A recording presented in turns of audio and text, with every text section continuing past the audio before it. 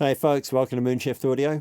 Reverb is a fundamental tool when it comes to mixing. It's absolutely essential as a way of adding space, depth and interest to your tracks, but sometimes it takes more than just slapping a reverb on a track to get the reverb to sit well in the mix, and there's a lot you can do by processing your return channels to get unusual, interesting and better sculpted reverbs. Before we jump into Cubase, I'm just going to introduce myself quickly. My name's Jack, I'm a UK-based producer and mix engineer. If you're interested in working with me or you'd like a bit of support with one of your tracks, you can get in touch with me at moonshiftaudio.com. But for now, let's take a look at these reverb tricks.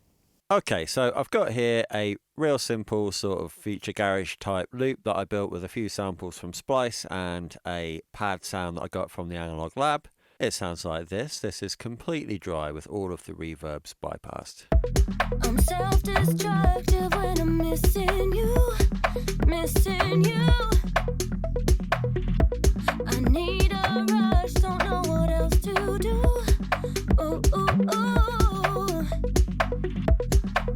As you can hear, that is crying out for some reverb. So let's start off with the vocal. I've got a vocal reverb send here, and I'm sending quite a lot of that vocal to it. And on here, I've got a few different plugins, but to start with, I'm just going to turn on Valhalla Vintage Verb. I've got this on a vocal hall preset, and I was looking for quite a bright reverb. So I've opened up the high cut, and you can see the high shelf isn't doing anything here to dampen the top end. So what we're going to end up with, we've got quite a bright vocal, and we're going to end up with a very bright reverb. I'm self-destructive when I'm missing you, missing you. I need a rush, don't know what else to do. Ooh, ooh, ooh. So what would help that is a classic trick, which I'm sure many of you have seen before, known as the Abbey Road reverb trick, where you put an EQ on before the reverb. So anything that gets sent to this reverb is going to get put through this EQ before it gets to the reverb. And the classic would be to pull a big low shelf down about 100 Hertz and a big high shelf cut at about 10K. And you can see I'm doing these by 30 dBs. These are massive cuts. And what that will help to do is to stop low frequencies getting into the reverb and creating these big kind of blooming, rumbly low reverbs. And similarly, the high end, you'll kind of lose that sort of sizzly, slightly metallic kind of sound. So if we play the track now. I'm self-destructive when I'm missing you, missing you. We can solo the vocal. I need a rush, don't know what else to do. Ooh, ooh, ooh. And if I bypass that EQ now. I'm self-destructive when I'm missing you, missing you. I need a rush, don't know what else to do. Ooh, ooh, ooh. I'm self-destructive when I'm missing you. You can hear it tidies it up so much. Really, really useful that. But sometimes you might want a bit more of a bright reverb than that. So having looked at EQ as the standard kind of effect that I might put on my reverb return, I'm going to look at using a de-esser. So I'm going to turn off this high shelf. We'll keep the low shelf because I like what it's doing there. It's sort of stopping that reverb itself from being too muddy. And I'm going to pull up this free plugin from Techivation called de-esser 2. And you can see I'm working quite hard. If we play the track. I need a rush, don't know what else to do. Ooh, ooh, ooh. I'm self-destructive when I'm missing you, missing you. I could even pull that down harder. I need a rush, don't know what else to do. Just going to loop the section of the vocal with the most S's in it. I'm self-destructive when I'm missing you, missing you.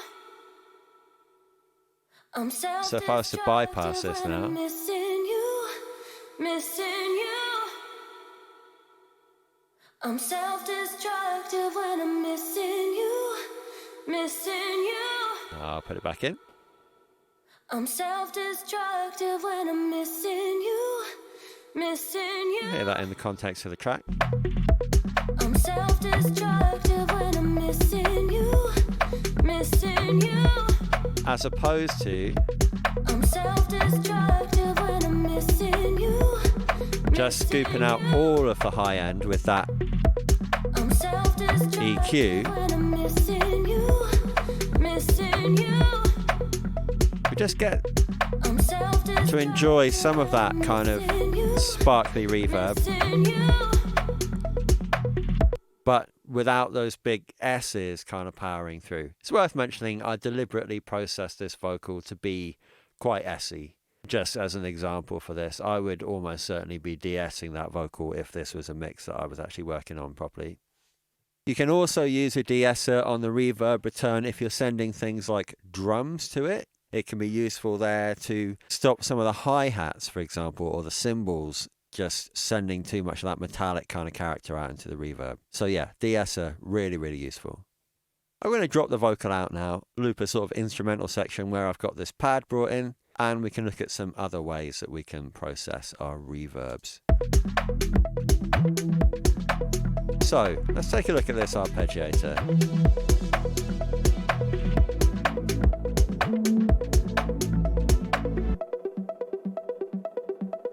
I'm using the Realm from Native Instruments, and I like the way that it's adding some depth to that arpeggiator. We could pull the same trick, EQing out some of the lows and the highs, which will help that in the mix. It's quite subtle, this reverb.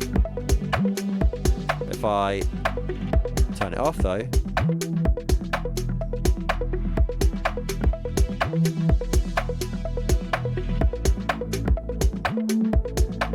but what if we wanted a less subtle effect? What I'm going to play around with now is some saturation, or this distorts if you push it quite hard, this free plugin from Softube. There's quite a few different distortions that I like to use, but for these demonstrations I do like using plugins that are freely available because it just means that you guys can use the exact same things that I'm using. So turn this off. Again, same old complaint, the knob doesn't turn. I've pulled that right down to 0, and remember this saturation is just on what's going to the reverb. So the ARP sound is getting sent to this reverb return where it goes through an EQ, then it goes to the saturation, and then it goes to the reverb. So we're not saturating the ARP itself, the ARP is going to remain clean, but we are saturating the signal that goes into that reverb. So let's solo that. And I'm going to creep this up now.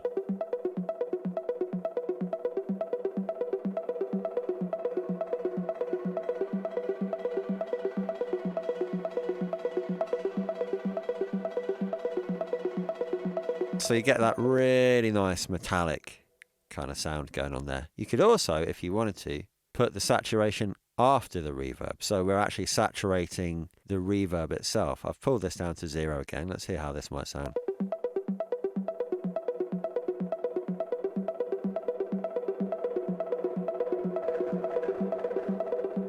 Yeah, so it's a very different effect. Just kind of thickens up the reverb, which is lovely if you want a really, really dense reverb effect. Whereas this, with the saturation before the reverb, you actually hear more of the kind of plucks coming out. Let's just do that in the mix.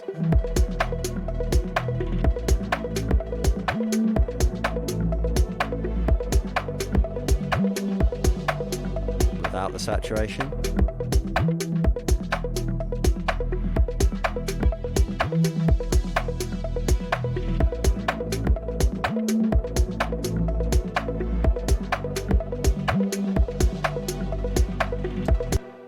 It's the sort of thing that you might want to automate. So if I just set that to slowly increase throughout the 4 bars.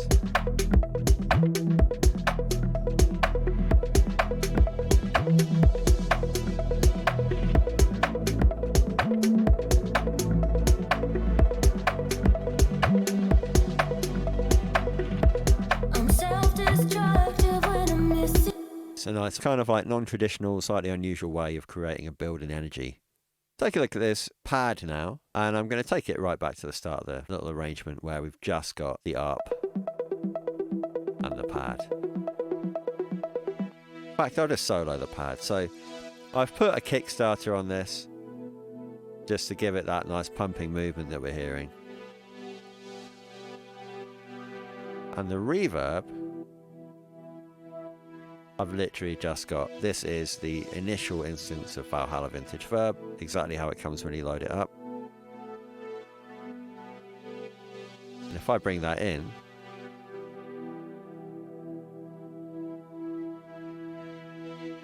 it thickens that pad up really nicely. We might want to pull the same trick with an EQ.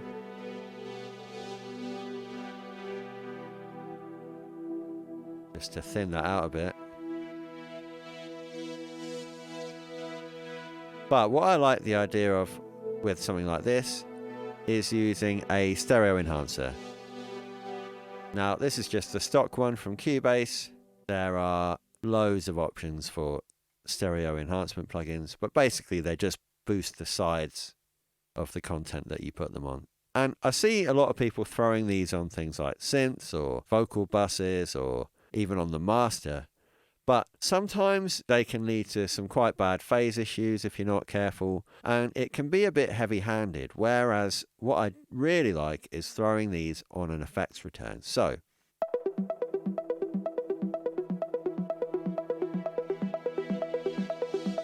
I'm going to start to creep up the width now.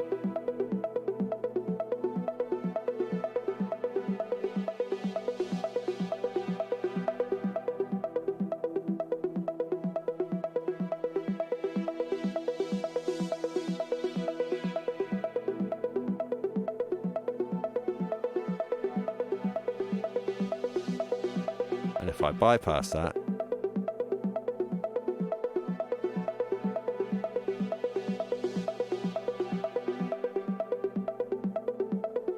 it's just a nice subtle way of widening that pad. We're widening the reverb, we're leaving the pad itself alone. So if we bring this pad in now into the main arrangement, we might start to find that things are getting a bit busy. I'm self-destructive when I'm missing you, missing you. I need a rush, don't know what else to do. Ooh, ooh, ooh. So if we come back to this vocal verb, I'm self-destructive. we could use a stereo enhancer in the opposite way to pull that reverb back into mono. Because we've got the vocal itself, which is a mono source, that's sitting right down the middle. Missing you, missing you. I need a rush, don't know what else to do. Ooh, ooh, ooh. And what that means is the vocal is sat in the middle. We've got this enormous wide reverb and these kind of pads and arps taking up the sides of the mix. And so by having the wide sounding reverb like this, I'm self-destructive when I'm missing lots you. going on in the sides there with that vocal reverb. That's just naturally what comes out of the reverb. I need a rush, don't know what else to do. But if we Ooh, ooh, ooh. activate this I'm self-destructive when stereo I'm enhancer, missing you, which is putting it down to mono, missing you you. can hear that that vocal and its reverb I need are now a both rush, focused don't in know the what center of the else mix. to do. We don't have to go fully mono. We could keep it, you know, I'm self-destructive a little bit of when width I'm there. missing you, missing you. I need a rush, don't know what else to do. Ooh, ooh, ooh. Yeah, so it's just a way of using some of the tricks that we perhaps use all the time on our direct sources, but using them on our reverb returns. This works for delay returns, other effects returns as well. There's a lot to play around with there, but I just think it's important not to neglect this kind of processing on the effects themselves when you're putting a track together. That's it for this week. Please do like and subscribe for more tips, tricks, resources and downloads from me at Moonshift Audio. Till next time.